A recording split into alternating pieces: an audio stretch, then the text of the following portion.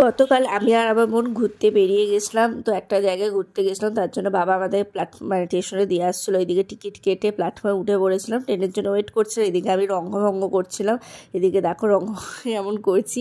তো যাই হোক, ট্রেনের জন্য ওয়েট করে তারপরে ট্রেন চলে এলো, বোন আর আমি চেপে পড়লাম বাবাকে টাটা করে।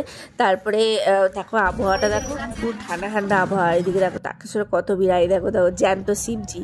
আর এদিকে বোন ঘুমাচ্ছিলো, লুকিয়ে লুকিয়ে ভিডিও করছিলাম। তারপরে খুব বিরক্ত হয়ে গেছিলো, কেন ভিডিও করছিস। আর এদিকে দেখো আমিও একটু আলাবালা হয়ে গেছিলাম, ওর কাঁধে আমিও মাথা দিয়ে দিয়েছিলাম, কারণ রাতটা আমাদের ঘুম হয়নি, কোথাও গেলে আমার ঘুম হতে চায় না। তো এইদিকে দেখো বাসে, হাওড়া থেকে বাসে চেপে পড়লাম। তারপরে এইদিকে দেখো ছেলেটাকে আমার ভিডিও করছি বলে কেমন করে তাকাচ্ছে। তো যাই হোক, গন্তব্যস্থলে পৌঁছে গেছিলাম। একটুখানি হাঁটার পথ ছিল, আর খুব রোদ ছিল, মানে গ্রীষ্মকালের মতো ক্যাটক্যাটে রোদ।